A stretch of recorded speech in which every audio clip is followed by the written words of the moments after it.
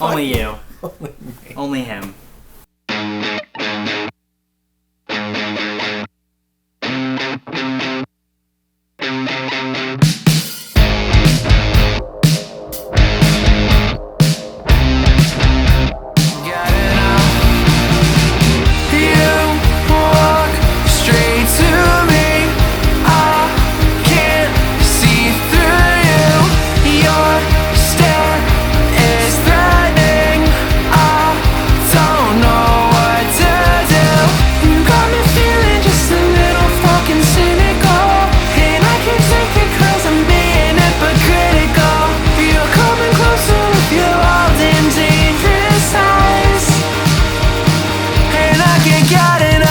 I'm Kris. I play guitar and sing and some bass on the recordings for High Wind. I'm Dan and I play drums in High Wind. Damn right. I would say the seed was planted in January of 21 when we started recording Harmony and Fine For You. I don't think we realized it yet, but when we started recording those songs with Connor Hansen, we got inspired to write more. We booked time to record more, and we said, let's just do it. Let's do an album and go from there. And everything just progressed naturally as time went on. Yeah, so I wasn't in the band in January of 21 or winter of 21, whatever you want to call it, when we recorded those two songs.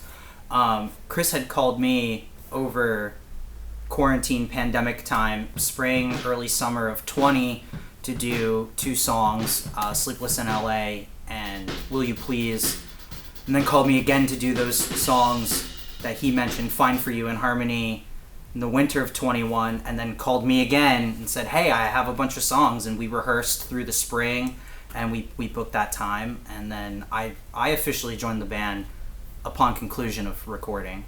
Just as we wrote and recorded more, we're like, hey, this is becoming an album. Hey, this is a good album. Hey, we're really confident in this album. And it just became more and more apparent that this album needed to happen. So I would say like that official seed was planted unknowingly in January, and then we realized it as we finished up the record and said, hey, join the band. Right. Let's put this album out and do the thing.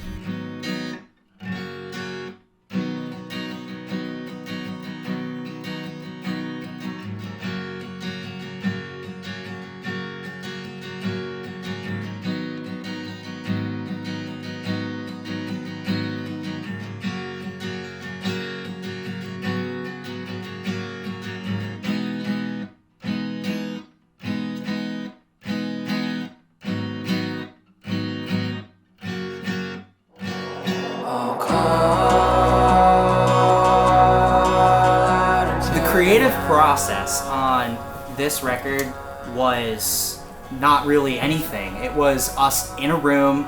Kris wrote these demos and said, hey, I have these songs, do something. And there was like a skeleton for the song, and the creative process didn't actually hit until we started working with Connor.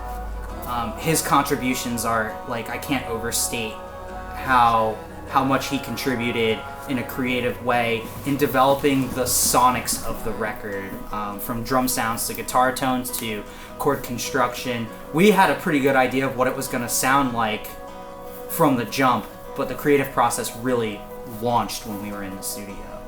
I agree, absolutely.